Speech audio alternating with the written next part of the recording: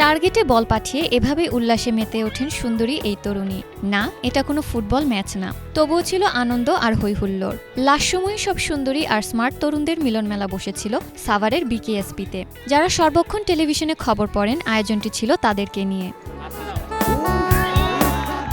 সকালে নাস্তার পর শুরু হয় বাচ্চাসহ বড়দের নানা ধরনের গেমস, যার মধ্যে ছিল মেয়েদের পেনাল্টি শট, বেলুন ফাটানো, মার্বেল দৌড়, পুরুষদের মোরগ লড়াই, নুরা ফাতেহির ছবিতে কপাল বরাবর টিপ পরানো ইত্যাদি। যে গেমসগুলোতে মেতেছিলেন সবাই। এরপর দুপুরে লাঞ্চ শেষে বিকাল থেকে শুরু হয় সাংস্কৃতিক অনুষ্ঠান আর র্যাফেল ড্র। সেখানে র্যাফেল ড্র ঘিরে ছিল বাড়তি আমেজ। 25টি পুরস্কারের মধ্যে 1 থেকে 6 পর্যন্ত ছিল চোখ ধাঁধানো সব পুরস্কার। ছিল ঢাকা কক্সবাজার কাপলদের আসা যাওয়ার বিমান টিকিট, আর 1 নম্বর পুরস্কার ছিল থাইল্যান্ডে কাপলদের আসা যাওয়ার বিমান টিকিট।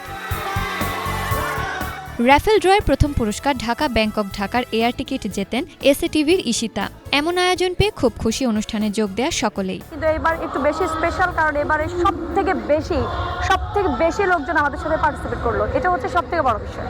এই বছরটা একটু স্পেশাল কারণ আমি আমার বরকে নিয়ে আসছি। প্রথমবারে আমি আমার বরকে নিয়ে এনবিএ প্রোগ্রামে আসছি। ডেফিনেটলি অনেক ভালো লাগছে, অনেক এনজয় করছি সবার সাথে। আসলে একসাথে এমন তো আসলে এরকম পসিবল হয় না।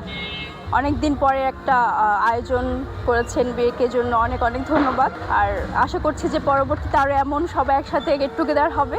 এটাই এনবিএ এর আসলে আমরা প্রতি বছর অপেক্ষা করি এমন একটা পিকনিক হবে, সবার সাথে দেখা হবে। সব চ্যানেলের যারা আমরা ব্রডকাস্ট জার্নালিস্ট আছি, প্রেজেন্টার আছি, তাদের একটা মিলন মেলা হয়। এই শীতের এই সময়টা সবাই একসাথে হয়ে আমরা একটা দিন আনন্দ করি, খেলাধুলা করি, একসাথে খাই। এটা একটা অন্যরকম আনন্দ। আমার এসে খুব ভালো লাগতেছে। প্রতি বছর এই দিনটার জন্য আমরা অপেক্ষা করি। এদিন বাংলাদেশ ক্রীড়া শিক্ষা প্রতিষ্ঠান বিকেএসপির অডিটোরিয়াম ও ইনডোর মাঠ ছিল দেশের সকল সংবাদ উপস্থাপক ও টেলিভিশন সংশ্লিষ্ট মানুষগুলির দখলে। সর্বক্ষণ মেতেছিলেন তারা আনন্দ উল্লাসে। এবং এই যে গেট টুগেদার, এক একজন এক এক হাউসে কাজ করি, তো তাদের সাথে আসলে আমাদের দেখা হয় না। তো এই পিকনিকে বা এই গেট টুগেদারে যে আমাদের সবার দেখা হয়েছে, একটা মহা মিলন মেলায় পরিণত হয়েছে। এটার জন্য আমি ভীষণভাবে আনন্দিত এবং এনবিএর প্রতি আসলে কৃতজ্ঞতা। এনবিএ আমাদের নিউজ প্রেজেন্টারদের একটা ডিফারেন্ট একটা সংগঠন, যেখানে আমরা নিজেদের মতো করে এই জায়গাটা আমরা গড়ে তুলেছি। তো ওই হিসেবে সবাই এত আন্তরিকতা সবার মধ্যে, সবকিছু মিলে অসাধারণ। আমরা যারা নিউজ প্রেজেন্টার আছি, আমাদের মানে একসাথে হওয়াটা খুবই ডিফিকাল্ট। নর্মালি চ্যানেলগুলোতে নিউজ প্রেজেন্টাররা খুবই অল্প সংখ্যক থাকে, প্রেজেন্টেশন করে। আমাদের পরিবারটা অনেক বড়, একসাথে হতে পারি না।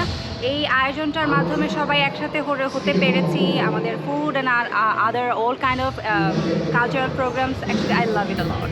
সংবাদকর্মীদের এই আয়োজনে যোগ দেন বিকেএসপির মহাপরিচালকও। এ সময় সকল গণমাধ্যমকে বিকেএসপির পাশে পাওয়ার আশা করেন তিনি।